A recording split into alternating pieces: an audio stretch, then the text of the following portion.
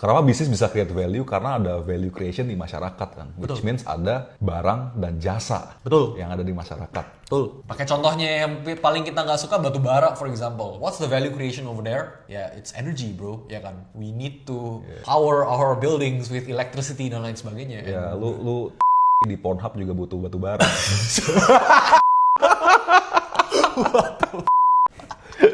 Like it or not ya.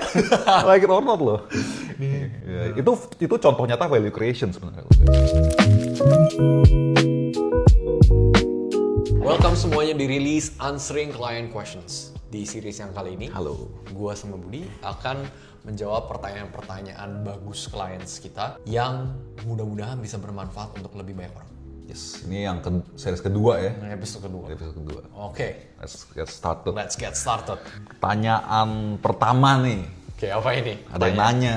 Ini bukan dari klien sih, tapi dari calon klien. Oke. Ada yang nanya gini, Top. Recompound kan kalau kliennya untung, baru ambil omset dari situ gitu kan. Nah, ada yang nanya nih, kalau kerugiannya tanggung oleh Recompound juga nggak?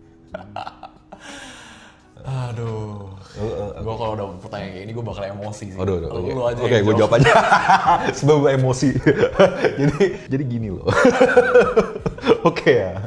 Di Recompound tuh kita ini kan perusahaan juga ya, Top ya kayaknya. Kita ada bayar karyawan, ada bayar sewa, ada bayar freelancer, bayar OB di depan. bayar data buat research saham gitu. Itu kan namanya fixed cost ya. Tiap bulan kita bayar gitu ya. Jadi kalau kerugian kita juga tanggung, itu kita bukan PT namanya, itu namanya donasi kayaknya. Kita kurang pinter running perusahaannya. Kurang pinter. Ya cuman gini, ini realistically speaking ya. Ya coba aja benchmark ke industri lah, kayak misalkan Sudirman Street misalkan dengan para reksadananya itu gitu kan. Ya lu taruh duit di sana juga, lu mau untung mau rugi juga kena charge Pak, expense ratio-nya mereka gitu kan. Jadi ya kita dari Recompound nih kayak udah lumayan baik ya. Kalau untung baru di charge. Kalau rugi ya udah kita berjuang bersama supaya capital itu bisa tembus all time high lagi gitu ya. Iya. Mungkin yang tadi kayak lu bilang aja sih, untuk nekanin sekali lagi adalah ya kalau misalnya lu lagi portonya bukan all time high kayak gitu. Ibaratnya lu ke restoran, lu datang, lu kalau misalnya nggak suka makanannya lu nggak usah bayar kayak gitu. Yeah. Tapi dari segi restorannya untuk nyiapin makanannya buat lu itu udah keluar biaya bos kayak gitu. Iya, dan itu fix dan udah pasti di depan. Dan itu pasti di depan gitu. Itu namanya berbisnis lah. Jadi kalau misalnya lu ngerasa semuanya harus dikasih buat lu gratis apa segala macam, lu harus dikasih return kayak ribuan persen kayak gitu, dikasih seluruh platter, ya artinya most likely itu service bodong guys. Jadi kayak ya be on the lookout aja sih. Oh mungkin pakai analogi lu yang Recompound tuh mirip kayak personal trainer di fitness industry. Itu juga bisa sih. Itu juga bisa. Jadi misalnya let's say lu lagi mau lose weight, misalnya lu berat badannya berlebihan kayak gitu, terus lu decide oke, gue mau lose weight. Lu ada dua cara. Lu lose weight lu bisa sendiri, lu do your own research caranya, lu calorie cutting apa segala macam, olahraga yang cocok buat lu kayak gimana bla bla bla. Itu gratis tapi definitely it will take some time kayak gitu kan. Terus kalau misalnya lu, cara kedua adalah you get a personal trainer. Personal trainer ya yang bikin lu accountable, make sure lu hit your macros properly, terus lu hit the gym, lu ada plannya untuk supaya lu bisa achieve let's say 0,5 kilo sampai 1 kilo per minggu gitu kan. Ketika lu lagi mau lose weight. Dan personal trainernya ini alangkah baiknya kalau misalnya dia cuma dibayar ketika ada hasilnya gitu kan. Which is pas berat badannya berkurang. Pas berat badannya berkurang, kayak setengah kilo atau 1 kilo, whatever it is gitu kan. Dan kurang lebih analoginya Recompound tuh mirip banget kayak personal trainer. Jadi ketika lu achieve that milestone, because investment is not just 1 month, it's not 2 months gitu, tapi years kan. Tapi kalau misalnya kita nunggu years until we get paid, brother, mana bisa. Itu charity namanya, bukan bisnis ya. Iya. So what we do is we charge you ketika lu ada achieve a certain kind of milestone, dan milestone-nya adalah portfolio lu all time high gitu kan. And then that's what you Ini pertanyaan kayak gini tuh ibaratnya kayak lu bayar buat lihat dokter, tapi kalau sakit lu masih kambuh, lu suruh dokter ganti rugi.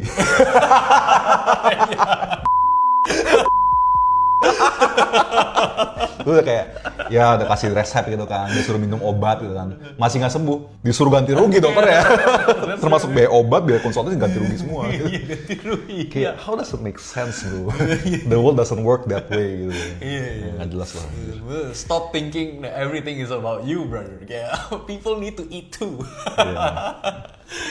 Ya, ini banyak klien kita yang dokter pasti ngakak dengerin sih. Oh tapi by the way, this is not our client kan. Our client will never ask these questions. Iya, kayak klien kita lumayan pintar untuk nggak nanya pertanyaan ini sih. Cuman ya, ini lucu aja dan pantas dijadikan konten sih, karena lucu banget sih. Gue bacanya kayak, gue baca ini pertanyaan, terus gue kasih lihat ke Tobi, terus Tobi udah kayak emosian dulu tuh kayak top. Santai bro, santai. Oke, lanjut tanya kedua ya, biar nggak kelamaan. Oke, lanjut. Tanya kedua, ini pertanyaan yang sangat bagus sih dari klien kita. Jadi kayak misalkan kita investasi satu saham, terus perusahaannya itu baru rilis laporan keuangan kuartalan, misalnya kuartal 3 yang baru keluar kan, terus laba sahamnya itu turun kuartal ke kuartal Q-on-Q, jadi Q2 ke Q3 dia turun labanya. Kenapa nggak langsung cut loss aja? Kan artinya company-nya suram selamanya gitu. I think balik lagi ke strategi investmentsnya sih. Kalau misalnya your investment strategy adalah gua mau my investment thesis adalah kalau dia sampai turun labanya, artinya gua mau cut loss kayak gitu. Dan ya udah, if that's your investment strategy. Tapi kayak our investment strategy obviously nggak cuma ngeliatin quarter on quarter, kayak we look at the company holistically, capital allocation-nya kayak gimana, quality management-nya gimana, penyebab quarter on quarter penurunannya itu apa. Ya kan? Kalau misalnya penyebabnya adalah some trivial thing yang misalnya kayak nggak gitu mempengaruhi atau menggambarkan kinerja bisnis sesungguhnya benar, atau enggak misalnya lagi ada tekanan faktor makro gitu kayak yang bisa balik kayak gitu, then we're happy to hold. I mean, it's just a number gitu loh. Ya maksud lu lebih kayak mungkin ini turunnya gara-gara apa sih? Gitu. Betul. Ya jadi kalau misalkan turunnya itu emang kita udah expect dari awal dan majority of the market participants juga udah expect dari awal dia bakal jelek, ya nggak ada alasan buat turun karena siapa yang mau jualan lagi gitu kan? Ya gitu. Ini menarik sih karena ini ties back kembali lagi ke teori margin of safety kan. Dan si Howard Marks pernah jelasin kayak bahwa margin of safety, which is lu kunci sukses di investasi itu bukan lu beli barang bagus, tapi lu beli barang mau itu bagus atau jelek atau mediocre, tapi harga barang itu jauh di bawah nilai intrinsiknya dia. Betul. Ya kan? Betul. Jadi kalau misalkan gampang lah, kayak misalkan perusahaan batu bara gitu kan. Ya kita semua udah tahu bahwa harga batu bara di tahun 2025 ini of course lebih rendah dibanding 2024 gitu kan. Itu yang mengakibatkan kayak beberapa saham batu bara yang legend gitu ya, kayak ITMG dan kawan-kawan, itu kan turun tuh dari harga peak di 2022 turun sampai ke 2000. Itu pas harga batu bara turunnya segila-gilaannya ya? Yes, betul. Dan pertanyaan kan lebih kayak, oke, harganya udah turun gitu kan. Dan harga batu bara dari Q2 ke Q3 itu juga turun gitu. Apakah itu berarti harga sahamnya bakal lanjut turun lagi? Nggak, belum tentu gitu kan.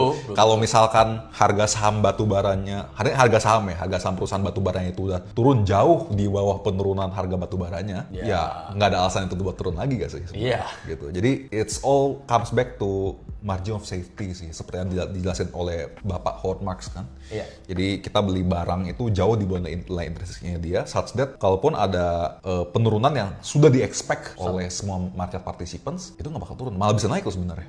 Iya. Ya, karena kalau misalkan penurunan labanya itu jauh lebih kurang dibanding apa yang udah di-expect orang pada awalnya, malah jadi naik, ya kan? Iya. Jadi karena kita harus paham bahwa di pasar saham itu it's about game of expectation kan sebenarnya. Jadi kita membeli sesuatu barang itu pas semua orang tuh udah nggak ada harapan di barang ini. Jadi istilahnya kalau orang-orang udah pesimis banget sama barang ini, siapa yang mau jualan lagi pak, gitu kan? Yang tersisa itu cuma upside-nya doang. Kalau misalkan nanti makronya berubah, harga batu bara naik lagi, alasannya bisa 1000 macam alasan. Bisa, gitu. ya. Dan kita nggak pernah tahu itu alasannya apa.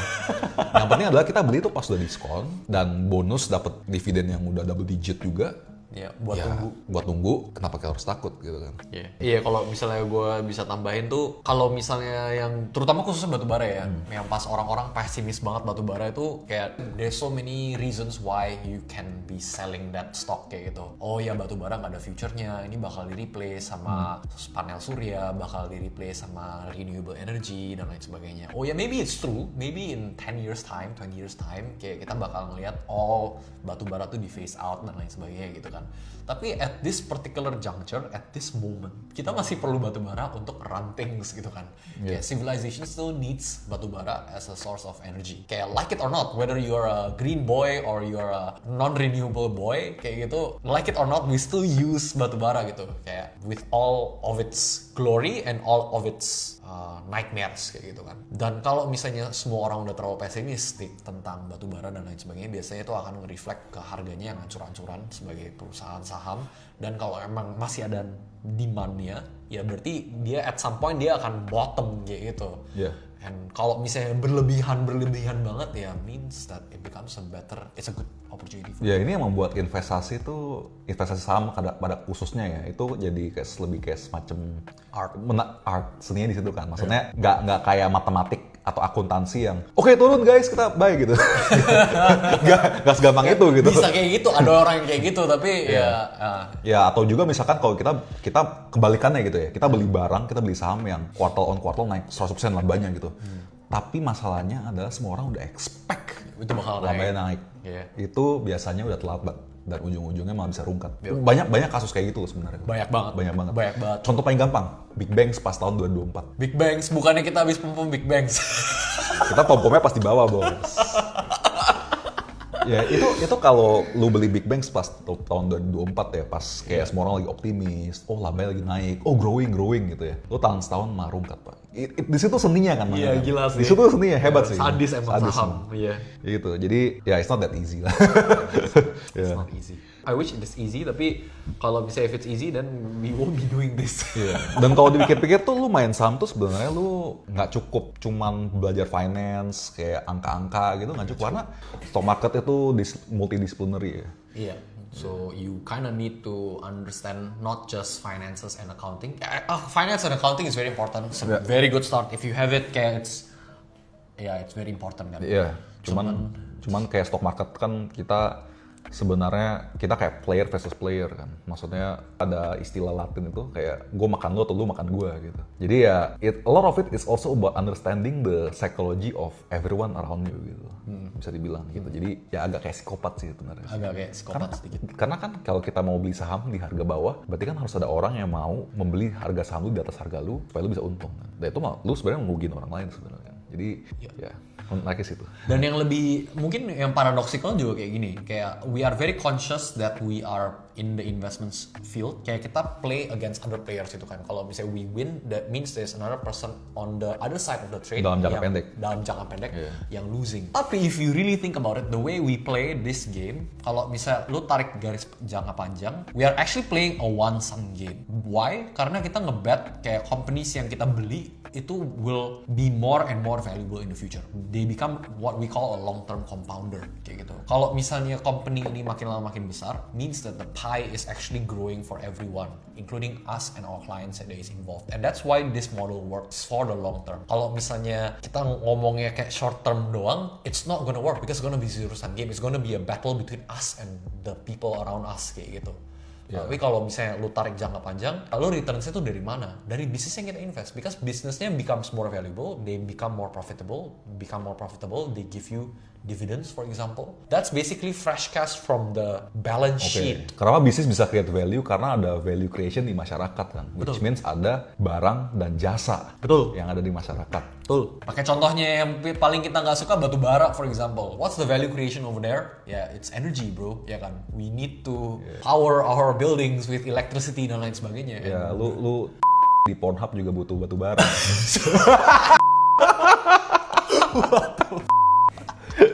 Like it or not ya, like it or not loh. Itu contoh nyata value creation sebenarnya loh guys.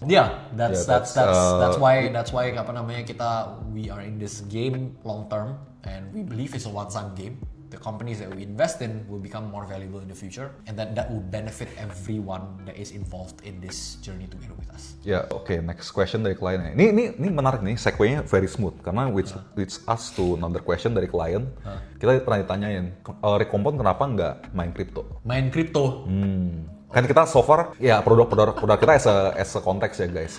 Kita ada di Indonesian stocks, kita juga ada offering di global stocks. Jadi US, Japan, China dan kawan-kawannya. Tapi kenapa kita nggak main crypto juga? Wah, ini rabbit hole sih. It's a rabbit hole indeed. Terus juga kalau misalnya kita we are going to be very careful about like how we phrase things juga because Crypto ini udah kayak agama di Indonesia gitu. exactly. Karena setelah influencers. Mungkin nggak cuma di Indonesia doang, tapi worldwide it's like a religion as well, Yeah. ya kan? Kayak orang tuh Bitcoin maxi itu kayak mereka gila sih. Mereka hidup cuma buat Bitcoin doang sih itu, ya. Yeah. And it's not even that big. It's like market capnya 2 triliun ya. It's not even that big, bro. Kayak Apple is like dari market capnya juga comparable to Bitcoin kan sebenarnya kan. Nah, cuma kan argumennya kan, sekarang market cap-nya crypto baru 2T.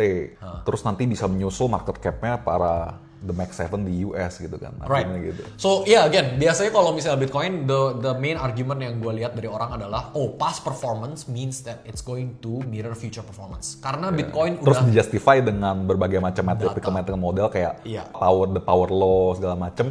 Iya. Yang sebenarnya honestly speaking kalau menurut gue itu lo kayak overfitting ke past data yang belum cukup aja sih. 10 years. 10 years doang. 10 years doang tuh 10 years, bro. 10 years di financial market datanya tuh bias bro sebenarnya. Iya gak sih sebenarnya? Yeah, it's like very short. Very short. Menurut gue it's very very short. Kalau misalnya Bitcoin has been around for like thousands of years gitu kan, maybe and then kayak the value itself can be less volatile, can actually retain its value dan lain sebagainya. Kan the main argument of people against for Bitcoin adalah it becomes like a store of value gitu kan.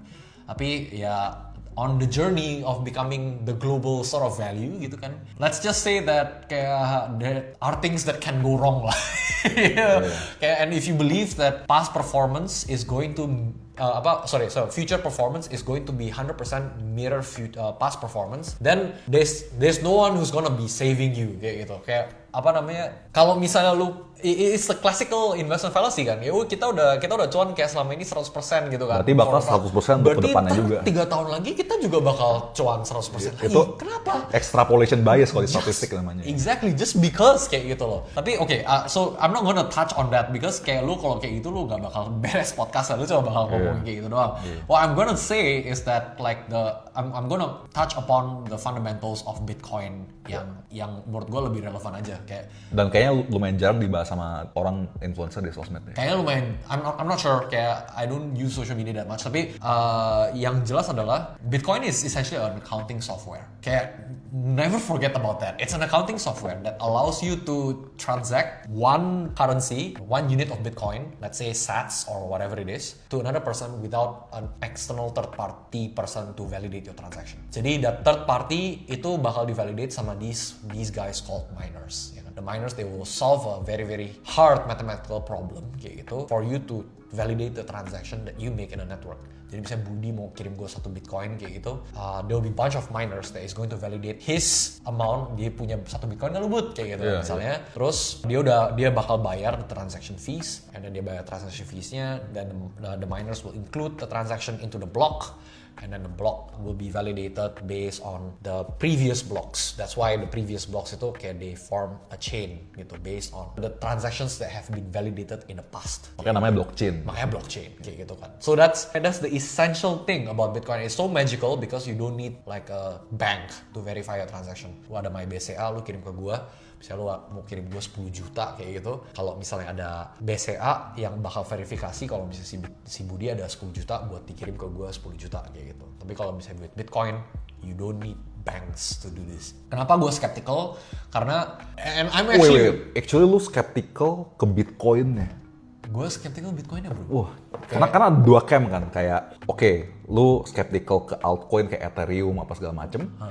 Versus ada di camp yang orang yang bilang kayak, ya altcoin emang sampah, cuma Bitcoinnya bisa diinvest jangka panjang gitu kan. Jadi even sekarang lu aja udah skeptical ke Bitcoinnya sendiri yang orang-orang kripto bilang bisa diinvest jangka panjang. Just to clarify gitu. Just to clarify, gue lumayan goyah sih iman gue sih. Ini kan I used to be Bitcoin maxi guys. I mean I bought Bitcoin like tahun berapa? 2018 I guess. Yeah. I'm like a Bitcoin maxi. I mean if you Bitcoin maxi kayak send me love man kayak gitu. Cuman I'm sending you a lot of loves as well. Kayak we're all in this together. Tapi ya the thing is, gue lumayan goyah sih iman gue. Ya, coba lanjut gimana kalau Oke. goyahnya. The main problem about Bitcoin adalah ketika lu udah ada blockchain-nya tersebut, itu kan it's an accounting software, ya kan? In of itself is a software. Because kayak if you and me, we know we are software engineers. Kayak if you have a software, you're gonna have bugs. Ya, you're gonna have bugs, and then Itu udah makanan sehari-hari lah jadi dev lah gitu. ya lu makanin sehari-hari, and then not just bugs, tapi you kinda need to upgrade that software, ya kan? Misalnya ada a new technological change, misalnya kayak ada quantum computing that allows this cryptographic hash function to be reversed kayak gitu, atau whatever it is, ya kan? That allows this, ya kalau misalnya itu kayak gitu, internet security juga bakal mati. Tapi internet security mati, I mean you can basically kayak solve that gitu. There's a way for you to upgrade the software. Karena ada satu governance dari satu pihak gitu ya untuk nge-upgrade. Exactly. Misalnya kalau lu pakai Apple, ada Apple guys, software engineer guys gitu kan, yang bakal kayak try to upgrade the software kayak gitu. It's the Apple developers are going to be in charge in developing that. Bitcoin, you have Bitcoin developers, ya kan? Yeah. Tapi the problem is that kayak Bitcoin developers, kayak mereka punya, I'm arguing that they don't have enough Power. skin in the game, Okay. and power. They have the power. Tapi skin in the game itu dari mana? Kayak kalau misalnya lu, Skin in the game dari harga Bitcoin naik gak sih? ya kalau misalnya harga Bitcoin yang naik, tapi kalau misalnya dia harga Bitcoin yang turun, dia juga bisa apa coba? Iya kan? I mean, these guys mestinya kalau lu mau upgrade the Bitcoin software, kayak it should be done, or like it should be decided by the coin holders. It shouldn't be decided by some random blockstream organization that controls the network kayak gitu. Because essentially what you're doing, you're basically central planning the whole network aja lagi. It basically goes against the notion of decentralization in the first place. Kalau misalnya lu give the power to like a concentrated number of people lagi, ujung-ujungnya concentrated of power lagi. Jadi maksud lu adalah Stop kayak solving. filosofi Bitcoin yang dari awal mau bilang kayak ini bakal jadi distributed, nggak ada satu pihak yang kontrol, ujung-ujungnya jadi ada satu kelompok yang kontrol juga. Oh yeah, of course, yeah. Jadi kayak, When it comes to software updates-nya, yeah. jadi istilahnya kayak si Bitcoin ini kayak menjilat ludahnya sendiri bisa dibilang gitu ya. Kinda, yeah. That's a huge problem kan, and that's why kayak fork wars appear. Misalnya kayak lu tahu Bitcoin Cash, Bitcoin SV, Bitcoin. Kayak mereka ada fork wars because they dispute on the block size of Bitcoin. Bitcoin Cash people believe that the block size of Bitcoin should be larger than it is today, ya kan? Tapi there is a disagreement between orang yang megang Bitcoin sama Bitcoin Cash kayak gitu kan. Karena ada disagreementnya tersebut, terus jadinya mereka hard fork. And then ketika mereka hard fork, think about this. Kayak kalau misalnya lu hard fork, artinya value-nya itu tadinya satu chain, ya kan? Terus dia kepisah jadi dua gitu loh. Your value overnight bakal hilang. Bukan hilang, tapi kayak fractionalized, Okay. ya kan? And if you think about it, lu sebagai global store of value, lu mau kayak overnight kayak there's like a war between two camps or like three camps Bitcoin, karena ada Bitcoin Satoshi Vision juga by the way kan, Bitcoin SV. It's still quite relevant. Kalau misalnya in one night lu jadi kayak pecah lagi ya gitu, would you be comfortable in holding this thing gitu yang tiba-tiba tomorrow is just the head and the body kayak tuh, and then basically lu punya holdings hilang, lu kayak macam stock split, ya kan? Tapi stock split tapi dia nggak merepresentasikan apa ya? Malah bukan stock split, aset split. Aset split, exactly. Lu kayak aset split kayak begitu aja, and you don't have control over that, you know. It's a little bit wild to think that this is gonna be something yang continuously going to be more valuable in the future if the fundamentals of the inherent asset itself doesn't change. Ya kan? Ya, tapi kan argumen orang adalah 13 tahun terakhir ini naik terus harganya. Again, price action, I don't wanna I'm a prime beneficiary of the price action juga gitu. I don't wanna talk about the price action. Okay, kalau if you wanna talk about the price action, you can find some random trading channels in Telegram, and then you can talk about the price action all day long you want kayak gitu. Which I don't think it's like productive use of your time juga. Yeah. I mean, if you're a healthy working adult, you should focus on working and like developing your skills dan lain sebagainya. Tapi But to imagine that banyak orang di Indonesia ini juga banyak yang udah all in hardnya di Bitcoin gitu ya. Wah. Gila juga ya. Oke, and like gue juga money management is really up to you. Tapi the thing is, ketika if you really want to put your chips gitu kan, lu main poker, lu mau put all in gitu, all chips, kayak you need to be damn sure that ya kan nothing is gonna go wrong gitu. Kayak if you're not sure gitu that Faktanya banyak bisa yang gorong juga gitu kan. yeah, like, there's another fundamental issue. Misalnya kayak lu sekarang lu Bitcoin, lu transfer misalnya lu transfer Bitcoin, 1 Bitcoin ke gua kayak gitu kan. 1 BTC ke gua. 10 years from now, 20 years from now, that transaction is going to be minted forever in the block and it's going to be visible gitu loh. Kelihatan ya berarti. Kelihatan transaksinya gitu loh. Lu at least lu transaksi ke gua gitu kalau misalnya lewat MyBCA ya lu nggak tahu kayak gitu. So again this privacy thing it's not even it's a counter privacy. It's like very open bro. Kayak your transaction, your financial activities, how much you own the Bitcoin kayak gitu. Itu kelihatan juga malah. Kelihatan kayak gitu based on your wallet ya kan. Kalau misalnya shoot your wallet address gets compromised, misalnya oh ya send Budi a donation kayak gitu kan. This is my address kayak gitu. Then you can do a chain analysis on the address and then you can basically take a look at your past transactions dan lain sebagainya. Malah bagus dong, transparan kan. Jadi orang mau cuci duit nggak bisa. Oke. Kalau misalnya untuk nge-stop cuci duit bagus kayak gitu. Tapi again kayak kalau misalnya buat for people to be private kayak gitu, I mean it's not privacy respect. I mean people can say oh ya dari Samurai wallet lah, terus lu ada CoinJoin transaction apa sih, usage very low bro. Kayak it's very low. It's not an inherent property. People are not gonna. I mean kayak semacam orang pakai HP Google phone kayak gitu. They know they're being actively spied upon kayak gitu kan. Tapi at least you have a choice to use a phone that will not spy on you. Let's say you can use the Linux distros dan lain sebagainya kayak gitu. Kalau Bitcoin, I mean what you wanna use, Monero? Ntar gue dibilang bukan Bitcoin Asli pengetahuan kripto gue cetek sih, jadi ya gue ngangguk-ngangguk aja. Iya, nggak, kayak other problems. Ya, tapi cuman yang one thing gue agree about the price action, kayak lu nggak bisa extrapolate harga kayak gitu dengan gampang guys. Itu dalam ilmu statistik itu udah haram namanya. Lu overfitting data namanya bos gitu. Iya. Ya, gitu. I mean, it might work. Kayak misalnya kayak Bitcoin ke 1 juta dalam tahun 2030. Cuman peluang di bawah 1 juta juga gede kan. Iya, exactly. It might work. This whole thing might work gitu. Tapi the thing is, what if it doesn't? Gitu loh. Yeah. What do you have to lose if it doesn't work? Your life savings gitu. Would you want that? Gitu loh. Kalau misalnya if it's uang bercanda and then it works, then you become like a multi-millionaire because of that. Good for you, bro. Tapi kalau misalnya if it doesn't work and then you lose all of your life savings, kayak what are you gonna say to your children, man? Kayak oh iya, papa hilang semua duitnya. Papa Karena papa all in Bitcoin. Papa all in Bitcoin. Sorry, kamu tidak bisa kuliah. Ya, kamu tidak bisa kuliah. What a fucked up conversation. That's gonna be like a shitty conversation to have with your loved ones gitu kan. So before you wanna all in apa segala macam, think twice bro. Kayak nobody is gonna tell you what to do. You're a fully functioning adult. Kayak no matter how religious you are with Bitcoin kayak gitu, it's okay. I get it gitu. Tapi kayak if you wanna be irresponsible with your financial decisions because you think that the price action in the future is 100% going to be mirroring the past performance just because it has been going on a bull run for 10 years, 20 years, whatever it is. Kayak brother, kayak Ya, 10 years di financial market tuh cetek lah. cetek brother, kayak LTCM juga LTCM juga 10 tahun. LTCM juga bertahun-tahun bro, itu returns kayak orang gila, and then look at what happened kayak gitu kan.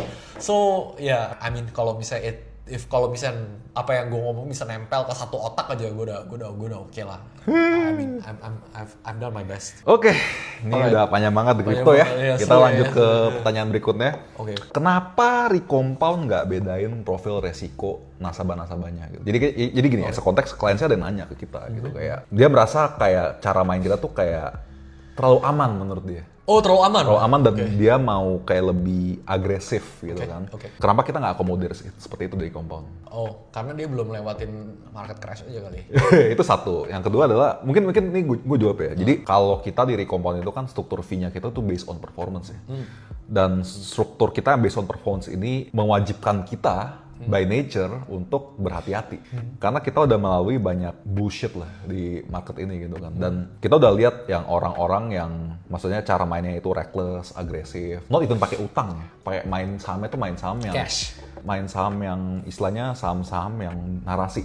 Oke. Narasi. Oke, Ini kalau si Warren Buffett tuh kategorisasin saham-saham ini seperti workouts. Workouts tuh artinya kayak ini saham tuh perusahaannya tuh kayak kelihatan bodong, tapi bisa jadi gede future value-nya, nilai di masa depannya karena ada yang injek. Oke, ya dia perlu capital injection untuk Capital grow. injection, asetnya berkembang, bagus, baik, terus kayak di masa depan emang pada akhirnya memproduksi laba atau net income yang gede gitu, makanya sahamnya bisa naik berkali-kali lipat. That's the reason. Cuman kita belum berani menyentuh ke ranah yang sana karena banyak hal yang bisa salah. Iya, a lot of things can go wrong. A lot of things kan gorong-gorong. Even kalau lu punya koneksi ke A1, a lot of things kan gorong. Even kalau lu pemilik company-nya sekalipun, itu masih bisa gorong juga. Iya. Karena belum tentu kejadian. Kayak all those fairy tales, all those asset injection, right issue, dan kawan-kawan itu belum tentu kejadian. Iya, contohnya misalnya kita bisa recompound gitu. Kita waktu itu tahun 2002 kita fundraising gitu kan from bunch of from VCs gitu kan. Oh, udah ada maksudnya ketika gua dapat term sheet gitu kan dari investor gitu. Ketika kita dapat term sheet, kita aja masih mikir ini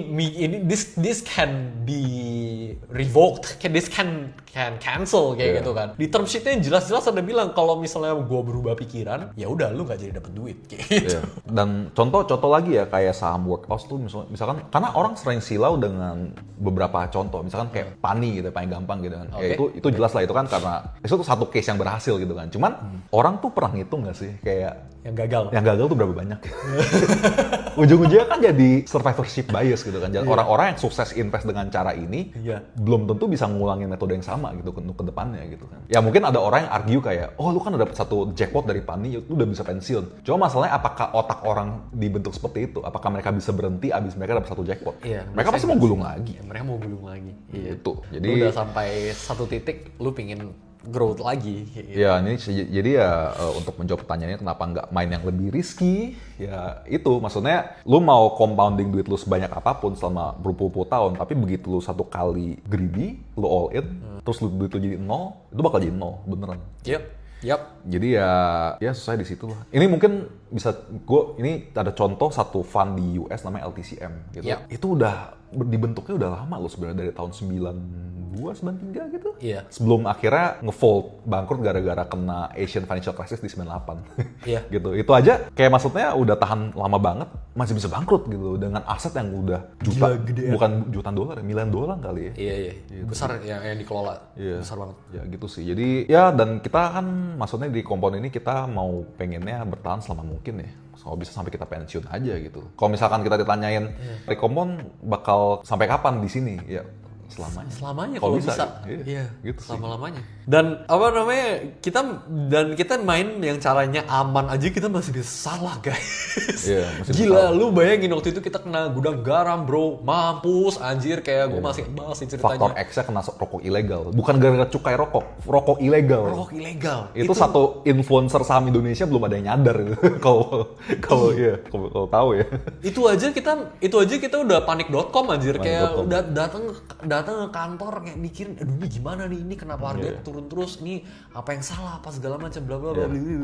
Kayak itu udah yang termasuk quote unquote aman. It's gudang garam, bro. It's like a freaking big rokok company gitu. Yang hire banyak orang, padat karya apa segala macam. The government is not gonna let the company go under juga sebenarnya. It's been around for so long. It's been around since kayak kita belum lahir juga udah ada itu perusahaan kayak gitu kan sebenarnya. So dan itu aja masih bisa panik karena gini ya, maksudnya mungkin cap kita itu dari Rekompon kayak advisor gitu, karena kita nggak pegang duit orang gitu ya. Cuman kita tetap quote unquote bertanggung jawab sama duit kliennya kita gitu. Exactly. Ada tanggung jawab moral sih di situ sih. Mungkin kalau misalkan model bisnisnya itu kayak grup-grup saham di luar sana yang charge-nya itu kayak tahunan, ya udahlah lu mau rugi juga bodo amat gue anjing gitu. Maksudnya kayak fair play karena emang model bisnisnya mereka jualan edukasi. Bukan karena kita baik atau mereka jahat, cuman ya karena model bisnisnya itu seperti itu. Iya, exactly. Ya itu harus dimengerti aja gitu. Jadi maksudnya ya nggak apa-apa kalau misalnya lu emang jago saham, lu jago jadi edukator. Ya mungkin kita nggak gitu jago jadi edukator kali ya, Bos ya. Jadi kita bukannya kayak begini gitu kan. Cuman yang kita lebih pingin tekankan adalah kalau misalnya model bisnisnya beda, berarti tanggung jawabnya bisnis operator itu udah beda gitu. Iya. Bukan masalah gue baik, dia jahat, enggak. Semua orang pingin cuan. Ya bisnis model aja. Kita sebagai business owner kita pengen maximize profit kita dengan skema model bisnis seperti kita sekarang. Ya. Gitu. And then ya kalau misalnya kita udah ada bisnis and then it works, ya kita mau bisnisnya grow, and then kita mau make sure ya keeps on working gitu kan. Yeah. And what it takes for us to keep on working, ya we need to level up, we need to improve ourselves, we need to improve kayak the way we acquire clients, the way we service our clients, the way we ya obviously yang paling penting adalah the investments that we also recommend to the clients. Itu semuanya very very important, like a holistic component of those things yang kita harus focus every day to do it gitu. Ya, dan ini mungkin disclaimer buat clients kita juga yang calon clients lah bisa so to speak ya. Jadi kalau kalian mau join Recompound tuh jangan expect kita cuma kasih lu ticker doang gitu. Kita bener-bener full portfolio management bisa dibilang. Jadi gitu. selain ticker ada portioningnya juga. Iya. Berapa persen stay cash? Kapan kita switching dari agresif ke defensif? Kapan defensif ke agresif? Itu kita atur semua gitu loh. Nggak cuma kasih lu ticker ABCD udah lu analisa sendiri. Enggak anjir. And the thing is not saying that kayak kita full management apa segala macam. Maksudnya kita kasih tahu persenannya terus kita budgetin bla bla bla expressnya gitu. Why? Because kayak kalau misalnya kita cuma kasih ticker doang, it's a fucking bad investment recommendation gitu loh. Kayak bro, it's very bad. It's not actionable. It's not kayak ya udah kayak lu cuma dapat misalnya lu beli saham BCA kayak gitu. It's a bad investment recommendation. Lu cuma tahu BCA bagus, ya udah kayak gitu. Lu HK all in. Beli di berapa? Ya kan? What's the max price kayak gitu. Terus jual portioningnya gimana? Iya, portioning gimana? Like towards my portfolio gue masukin biasanya berapa persen? Biar kayak gue max my psychological safety or my psychological soundness itu safe kayak gitu. Berapa porsinya? Apa segala? These are like really practical questions that you want to know if you are receiving recommendations. Gitu loh. Kalau misalnya lu denger dari temen lu, oh ya bro ini saham mau digoreng apa segala macam, nih lu beli saham X kayak gitu kan. That's a bad recommendation bro, because they don't tell you how much you wanna buy, and then they don't tell you max price-nya di berapa, terus kayak mau jual kurang lebih berapa, alasan kenapanya apa segala macam, it's a bad recommendation gitu. So I guess if you wanna join, if you wanna become a client, kayak you kinda also need to know what's the difference between a good recommendation and a bad recommendation. Ya, dan gue rasa ini juga penting disampaikan karena ya kita modal lumayan baru di Indonesia kan. Jadi ya harus ada prior knowledge dulu lah sebelum lu join kita gitu. Karena ya kita nggak cuma kasih ticker lah ini gitu. Ibaratnya gini, kalau misalnya gue mau jadi PT-nya lu kayak gitu kan, versus Budi mau jadi PT-nya lu, which PT will you choose? Gue bakal ngomong ke lu, lu makan telur aja kayak gitu. Sama Budi bakal kayak, lu makan telur, berasa berat badan lu, oke lu makan telur 6 biji setiap hari, terus lu pakai nasi 100-200 gram, 300 gram, supaya lu berasa kenyang, terus lu nggak ngemil dan lain sebagainya. Abis itu lu kalau mau ngemil, lu boleh makan low calorie ice cream, terus lu taruh protein powder dan lain sebagainya, and then that's gonna be your cemilan for the day apa segala macam. Lu bandingin gua telur, lu mau tonjok kepala gua kayak gitu, lu bayar gua mahal-mahal makan telur aja bro. Gitu. Ya, beda di situ ya gitu. Jadi beda di situ bro. Oke, jadi in a nutshell kenapa kita nggak ada bedain profil risiko orang-orang, karena by nature kita ya udah konservatif di equity space. And then we assume lu agresif sebenarnya. Equity is ya udah agresif karena ada price volatility-nya, and then kita assume lu agresif. Udah. Tapi in the aggressive people kita assume you are the most conservative. Ya, simple. Gitu. Kenapa? Karena kita ingin bertahan selama mungkin in this business ya. Dengan constraint business model seperti kita sekarang. Kalau lu mau main lebih agresif, banyak grup saham di luar sana yang menawarkan ke lu yang lebih seksi.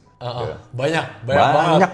Silakan kalian ke sana. Iya, banyak banget. No worries gitu. And then just note that while it can serve a lot of people, ya kan, yang grup saham ini, it will not serve everyone. Not everyone kayak want that volatility. Not everyone wants that kind of like. Gak semua orang pengen pacu adrenalin aja sih.